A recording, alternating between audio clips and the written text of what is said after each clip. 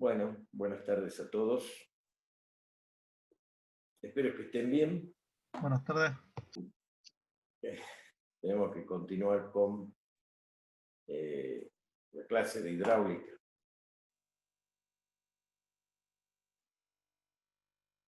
Bueno, habíamos visto hasta acá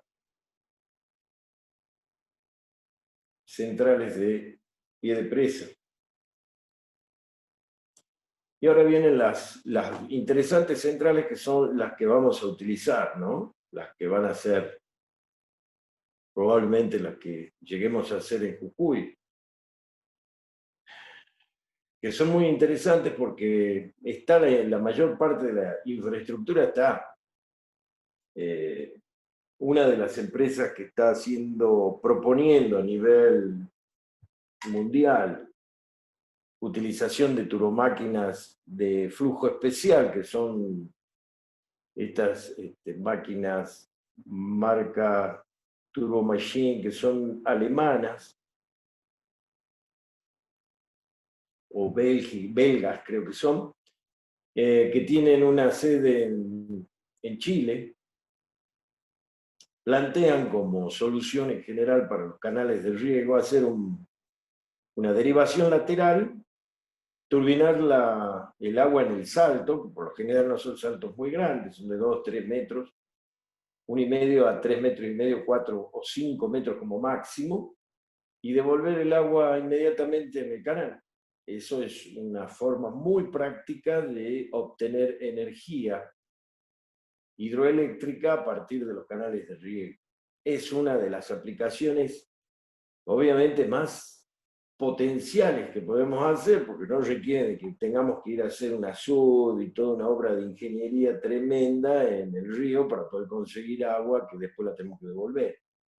No hay que hacer grandes canales, no hay que hacer nada prácticamente. Tenemos el salto, figúrense ustedes, uno de los saltos que les he comentado, que es este canal que está al lado de la terminal nueva de San Salvador de Jujuy, ahí donde está la empresa que vende máquinas agrícolas y máquinas viales, Pauni y demás hierbas. Ahí hay un salto de 23 metros, ahí no hay mucho para hacer, hay que hacer una derivación arriba, entubarlo, llegar abajo, maquinarlo y volverlo a alargar. Obviamente que eso no es tan simple porque hay una derivación intermedia a unos metros antes de la parte más baja. Bueno, habrá que devolverlo antes de esa derivación, porque de ahí parte, no sé si para Zapla, y de ahí parte para la zona baja de Río Blanco. Bueno, hay que estudiarlo bien, a ver dónde tomamos el agua, dónde la dejamos y qué altura nos queda, para ver potencialidad de generación de energía hidroeléctrica, pensando que eso está siempre pasando agua por ahí, guarda. Todo el año pasa 0,3, 0,5 metros cúbicos por segundo. ¿Saben lo que es eso? Hagan la formulita y fíjense la energía que se pierde. 8 por Q03, pónganle metros cúbicos por segundo, por 23 metros de altura. 55 kilos de potencia instalada. ¿Se pierde de hace cuánto? Toda la vida, desde que está el canal estúpido ese ahí. 55 kilovatios de potencia instalada. ¿Sí? Por 24 horas de funcionamiento son 1325 aproximadamente kilowatt-hora. Por 360 días al año son 477.000 kilowatt-hora año. ¿Yo cuánto gasto en mi casa? Por mes, pongámosle 350. Podría abastecer 1.300 meses mi casa. ¿Se entiende lo que estamos desperdiciando? ¿Se entiende cuál es el tema? Bien. Estamos hablando de energía que hemos tirado y seguimos tirando. ¿El Estado le importa? No, no le importa un carajo, dice la verdad. La gente que uno le hace propuesta, le dice, podemos hacer esto, podemos hacer aquello, al final son de ellos. Uno lo que está haciendo es vendiendo su trabajo, su conocimiento y su tiempo. ¿Sí? Y ahí es donde chocamos, porque los que tenemos arriba son extremadamente estúpidos e inútiles y burros en general. Y no me importa que se los tenga que decir, porque es la triste realidad, se van a enfrentar con eso. Después hay por otro camino que siempre hay posibilidades, es el camino de buscar algunos contactos, de que en sí le den vuelta el disco al tarado que está de turno arriba en el poder, como para que preste atención a estas cosas. Ustedes dirán, profe, ¿usted qué le pasa? No, sí, es así, porque lo único que he encontrado a lo largo del tiempo son peros, o gente inepta, inútil, que no hace nada. ¿Sí? Bien, ¿cuál es el tema? El tema es que esta potencialidad no la podemos desperdiciar. Está, y está disponible, y sigue disponible, y el tiempo pasa. Todos esos kilowatt hora que no se generaron con las posibilidades que tenemos los canales de riego de nuestra provincia, es petróleo que se quemó, gas que se quemó, dióxido de carbono y efecto invernadero que se hizo desde el propio país. Y lo hemos consumido nosotros, es nuestra huella de carbono, chicos, guarda, ¿no? Porque ustedes me van a decir, no, profe, yo cuido el ambiente. No, vos utilizás energía eléctrica. No toda la energía eléctrica que utilizás es de una central hidroeléctrica. Por lo tanto, es muy probable que la energía que vos utilices en tu casa, la mitad por lo menos, o más, sea generada en una central térmica a gas y de bajo rendimiento. Entonces, indirectamente, yo, José Hueda, tengo una huella de carbono, estoy echando carbono al ambiente. ¿Por qué? Y porque consumo electricidad. ¿Sí? Y al consumir electricidad que yo no genero, la genera un ñato, ese ñato que la genera tira dióxido de carbono a la atmósfera. Por lo tanto, yo soy responsable de eso también. Entonces, hay cosas de las que tenemos que escapar, pero no está al alcance nuestro de cumplir con el medio ambiente, porque no nos deja. Ese es el tema.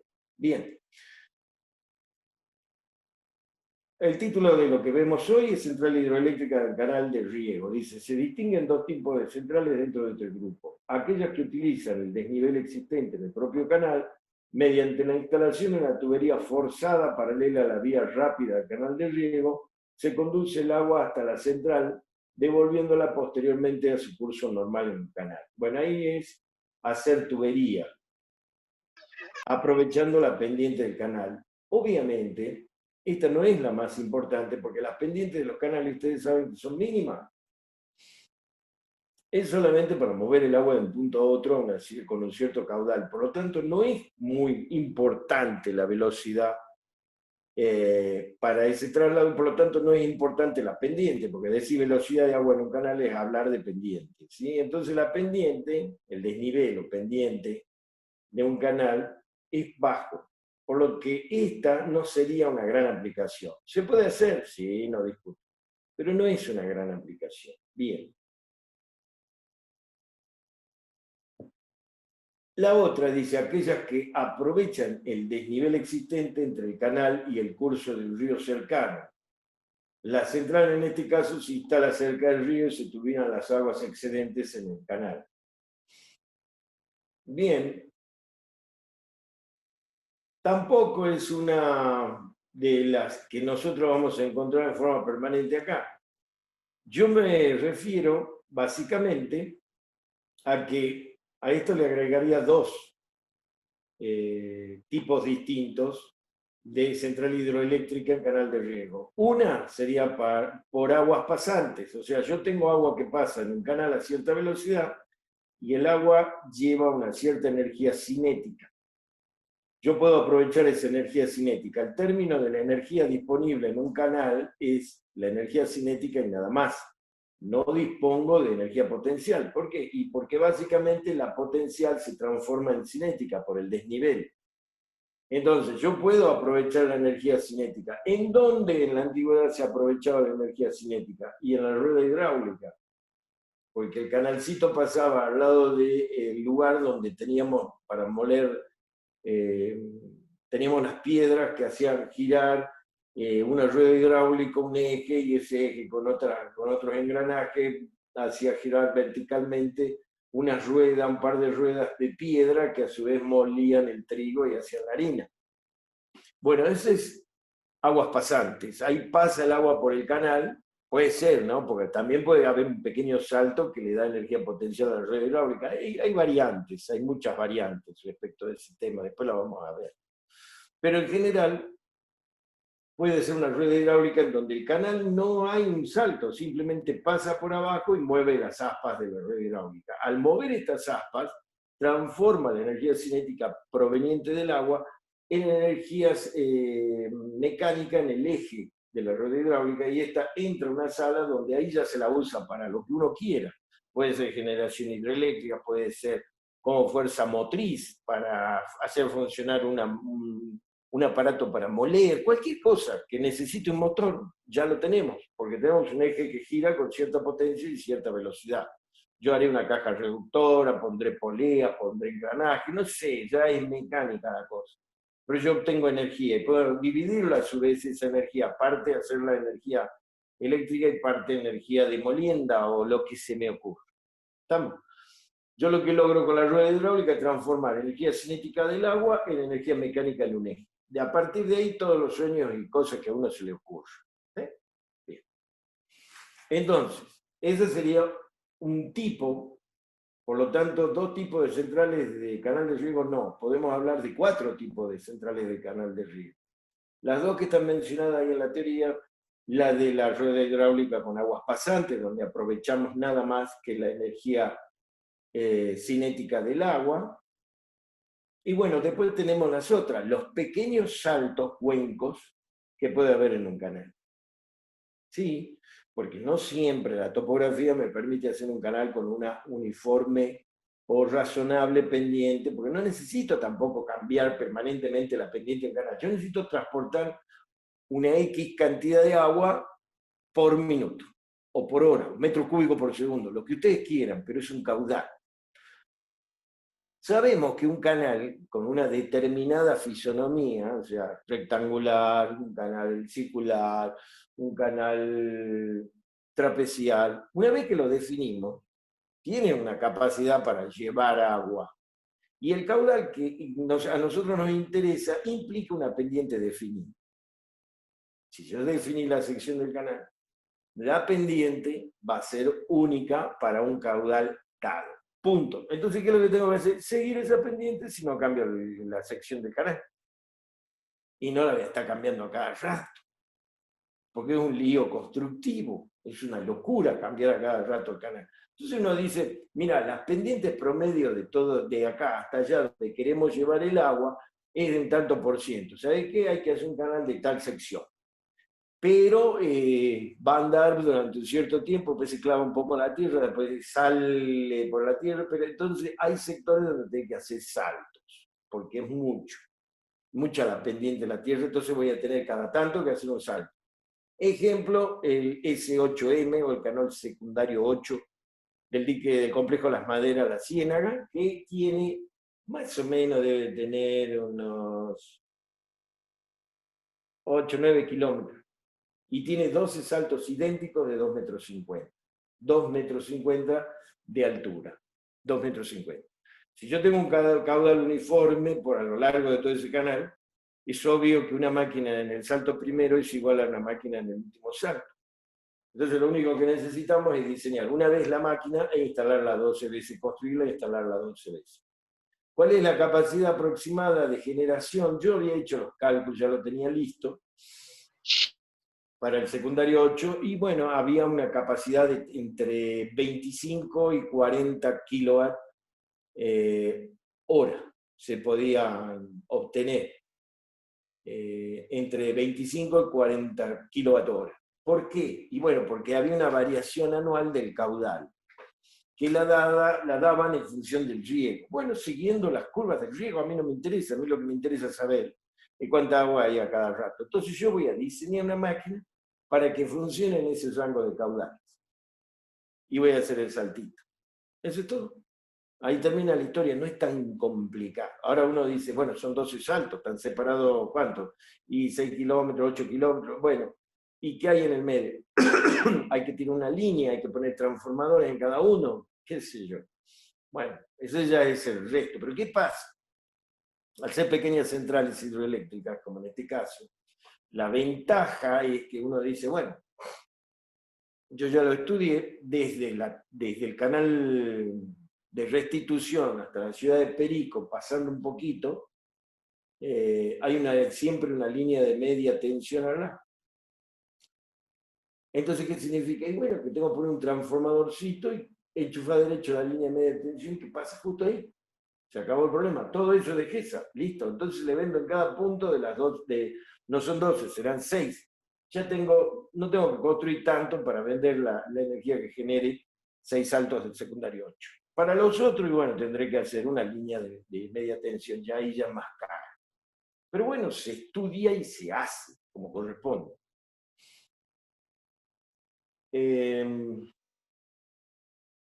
¿Cuál es el problema que hay con respecto a esto? ¿Qué ha pasado en Jujuy en estos casos? Y bueno, las centralitas han sido abandonadas por problemas técnicos y por gente que no empezaron a perderse, la gente que tenía conocimientos para resolver el tema. Entonces la fueron dejando de usar. Sacrilegio, por supuesto, pero no había gente preparada. Ahora hay gente preparada, ustedes van a prepararse en este tema y van a tener que aprender todo. Y si les dicen, che, ¿vos te animarías a hacerte cargo de la central de Tilcara? Más te vale o más le vale a ustedes que digan sí en coro. Después vemos qué es lo que nos falta de conocimiento. Pero acá lo importante es no dejar que se cierre, porque se cierran por esa razón.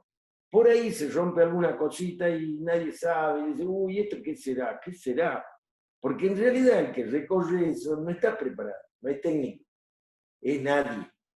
Un muchacho que ensambla cables, que hace líneas, ¿qué sabe de estas máquinas? Tiene más estúpida idea de qué es lo que pasa. Bueno, ve un motor, un generador, ¿y qué más? La parte de regulación, la parte hidráulica, ni idea, no tienen ni idea. Entonces, ¿qué es lo que tenemos que hacer nosotros?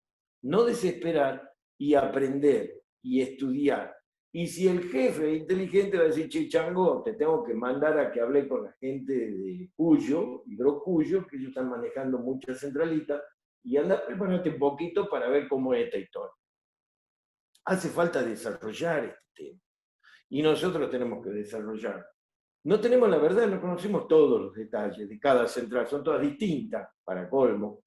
Ninguna, va a ser raro que haya centrales idénticas. Bueno, habían dos en Jujuy, la Pelton, que estaba, la turbina Pelton esta que estaba en Tilcara, y la Pelton que está en Reyes, por ejemplo, que ahora ya está, creo que no funciona más, ya la sacaron, no sé, qué sé yo, lo que habrán hecho con el rodete. Dijeron que la iban a poner en funcionamiento, y si era más fácil que robarle caramelo a un niño, es tecnología de hace 80 años. Pero bueno, el tema es que lo importante de las centrales hidroeléctricas en canales de riego que pueden ser pequeñas, que no necesitan grandes inversiones, ¿sí? Bien. Las obras que hay que realizar en este tipo de centrales son las siguientes. Dice, toma en el canal con aliviadero, que habitualmente, dice, es en forma de pico de pato para aumentar así la longitud de la aliviadero. Tubería forzada, si es necesaria, edificio de central con equipamiento electromecánico, obras de incorporación, de incorporación al canal o al río, dependiendo del tipo de aprovechamiento. Subestación y línea eléctrica. Bien. Normalmente la subestación en estos casos sí, porque no hay líneas, pero ustedes se fijan si a qué distancia tiene una línea de media tensión y resuelto está el tema, chicos. No hay que construir más líneas no hay que hacer kilómetros de línea. Acá son chicas, y en muchos de los casos está a 6 metros y a 2 metros, pero en vertical, de donde puede llegar a estar la máquina. En serio, porque la línea, el ancho de los canales estos es 15 metros y el canal está en el medio y tiene 5 metros de ancho, o sea, ocupa desde el borde del canal hasta el límite de la zona de canal, debe haber 3 o 4 metros, 5 metros máximo, dependiendo del lugar. Bueno, y ahí por ahí pasa la línea, por ahí pasa la línea de media tensión. Imagínense, si nosotros no tenemos que pasar por el costado, poner la central en el costado, prácticamente estamos debajo de la línea, estamos a un paso de la línea, no tenemos que comprar 20 metros de cable, qué sé yo. No hay mucho gasto, sino la subestación, que viene a ser, al ser tan pequeñita, la obra no es una gran subestación, es un transformador cualunque chico, de una capacidad mínima, es que se pone en el poste, vieron esos tachitos, esos que son para 30 o 40 kilovatios, son como unos tachitos, ustedes lo han visto ahí. Bueno, esos tachitos morondanga son los transformadores. Y tenemos que poner un transformador ahí para levantar de los 380 a los 13,2, que son las líneas de media tensión de GESA. Y listo. Y la línea eléctrica, no hay línea eléctrica, ¿cuánto habrá? 10 metros de cable. Tipo taller que va por el poste, sube y se conecta arriba en el transformador y después sale de vuelta y se conecta en la trifásica que pasa por ahí. No hay más. Eso es todo. Bien. Sigamos entonces. Diseño de un aprovechamiento hidroeléctrico, la potencia de una central hidroeléctrica.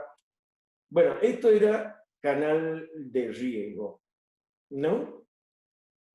Esto es similar, también es similar a lo que no está acá, pero bueno, a lo que nosotros hemos estado ofreciendo a Agua de Salta en cierto momento, que era la instalación de mini centrales hidroeléctricas en los grandes acueductos de la empresa distribuidora de agua. ¿Por qué? Y bueno, igual que Agua Potable de Jujuy dispone de grandes acueductos. Y cuando digo grande no digo grandes, ¿no? 300, 600 milímetros. Estamos hablando de acueductos polenta, muy importantes. Por ejemplo, el acueducto que va de Alto Reyes a Los Perales, vuelta a vuelta sufrió inconvenientes. El año pasado tuvo inconvenientes, reventó y dejó sin agua a todos los Perales, margen izquierda del Río Grande, dejó sin agua o con muy poquita agua que daban de vez en cuando, no sé cómo hicieron bypass, me parece, con cañito, pero estuvieron un mes lidiando con ese acueducto. Hace unos 20 años atrás también explotó ese acueducto, pero no porque explota, sino porque se lo llevó el río.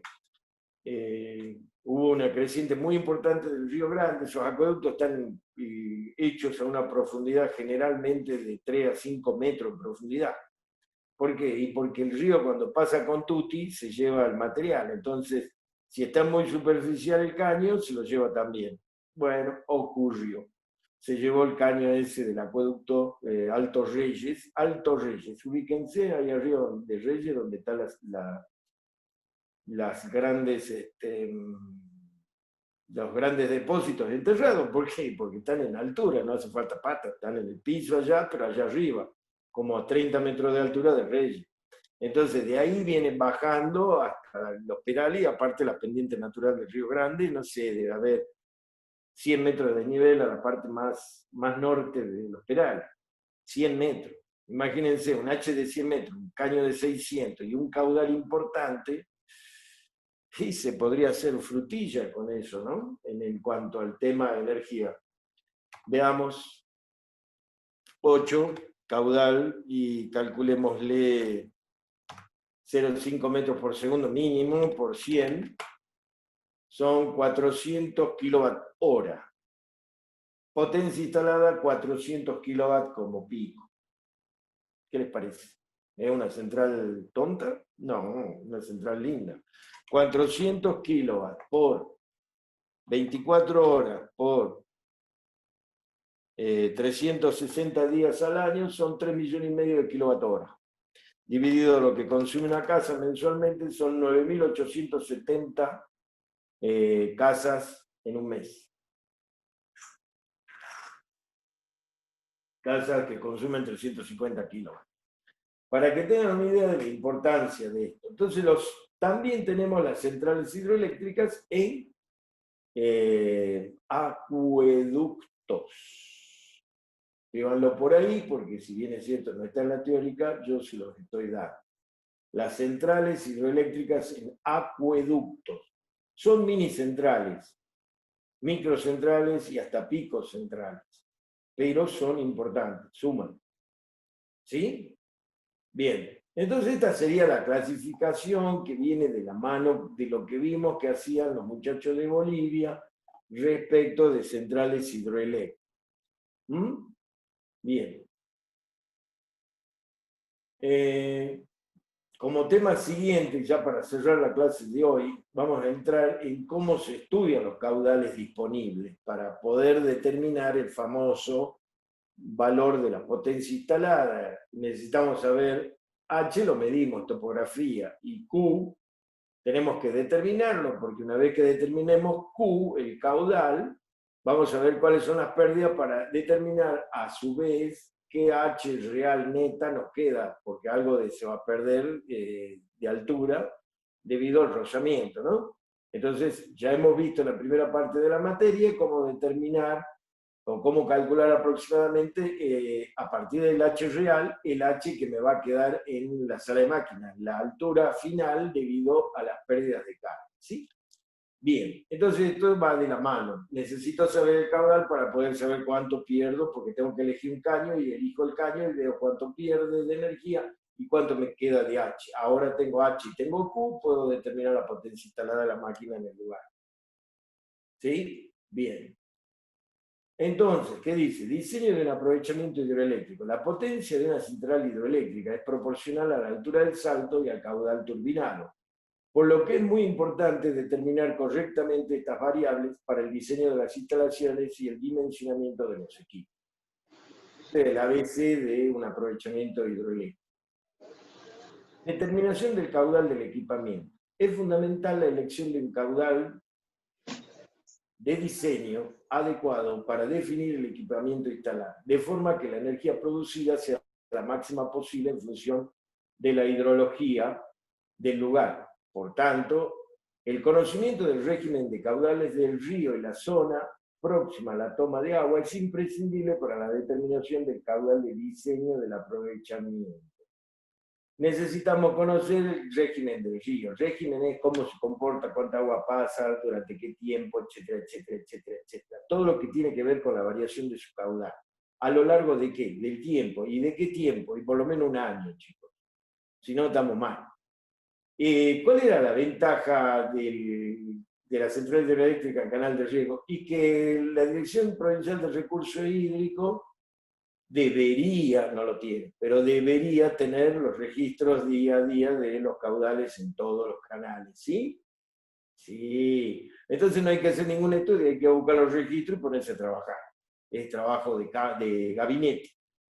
Bien, pero en un río que desconocemos cómo funciona, tenemos que hacer todo el estudio durante por lo menos una cierta cantidad de años, teniendo en cuenta que los regímenes torrenciales de lluvia cambian año a año en función de 1000 factores. No es solamente el estudio de un año. ¿Por qué? Porque tenemos un año que puede ser seco, otro puede ser muy lluvioso, y ahí ya todo cambia, ¿me entiendes? Entonces tenemos que tratar de saber cómo se comporta el caudal del río para no meter la pata en el diseño del equipamiento.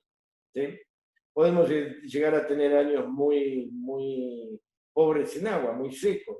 Esto debido a la interacción de la corriente de la niña o del niño también. Ustedes saben que esta zona desafecta a estos problemitas.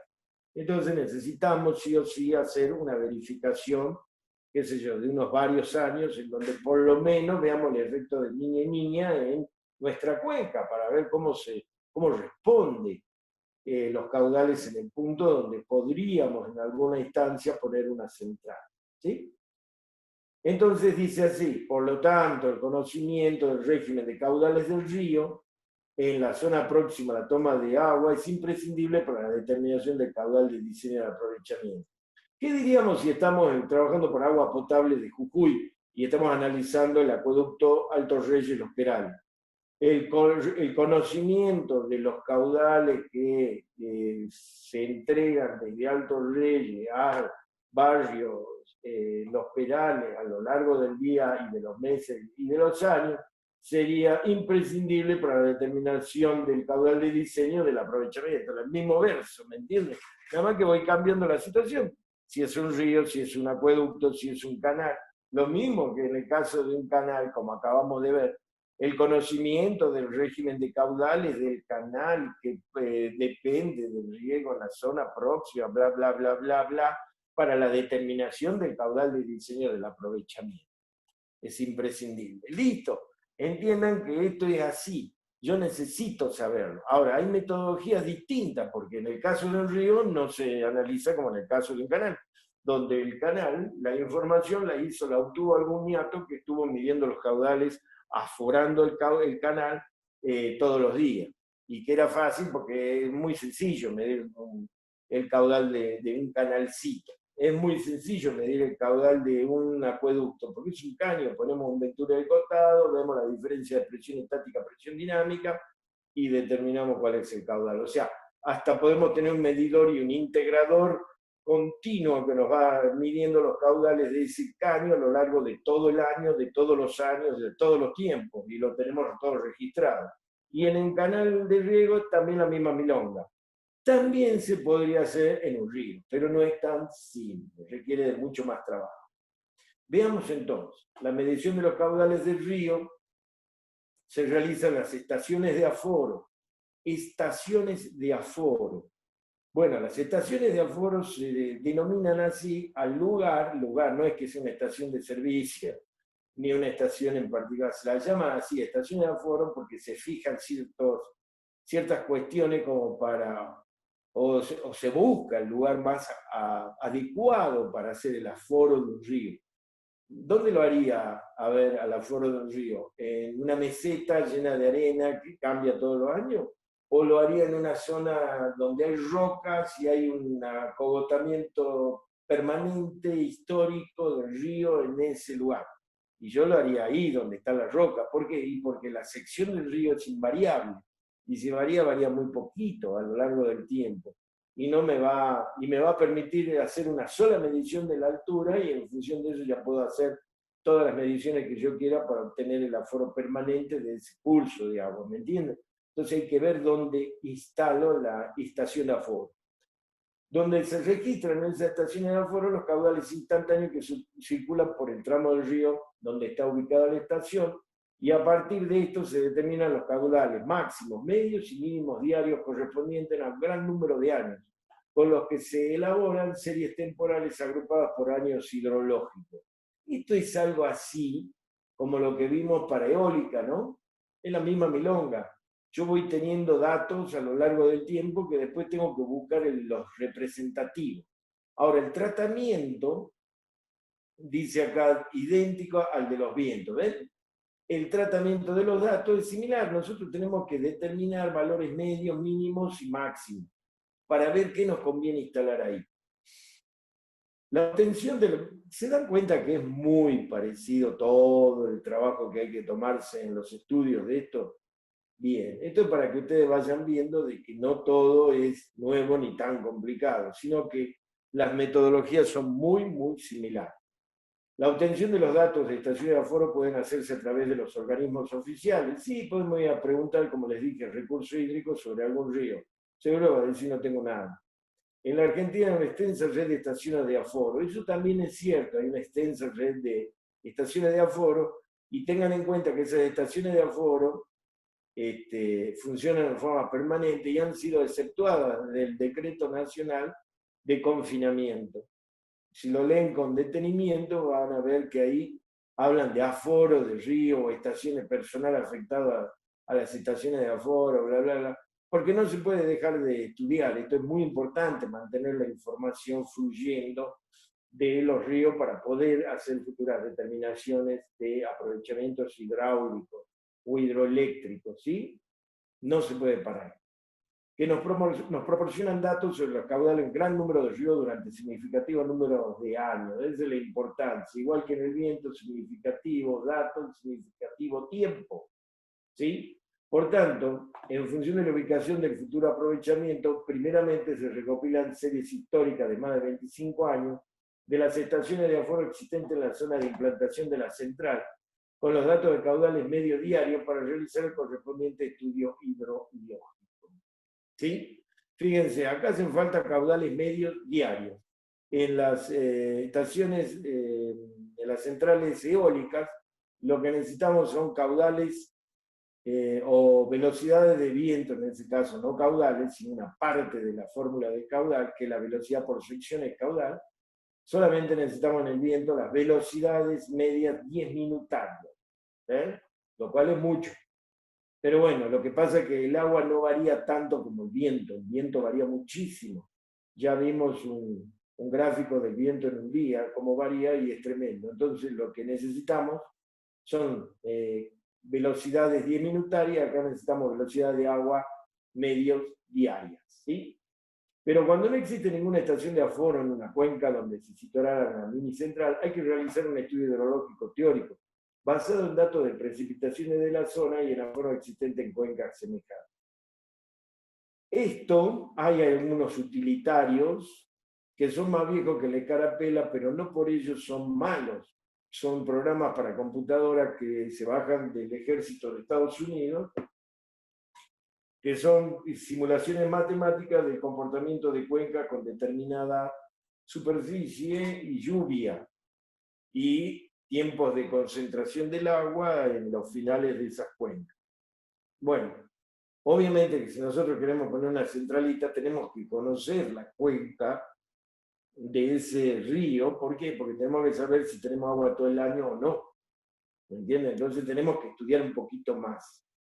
En este caso se deben recopilar y analizar la serie de datos pluviométricos disponibles, completando los periodos que nos falten datos, utilizando métodos de correlación de cuencas, para lo que hay que determinar previamente las características físicas de una cuenca a estudiar, principalmente la superficie, ¿ven?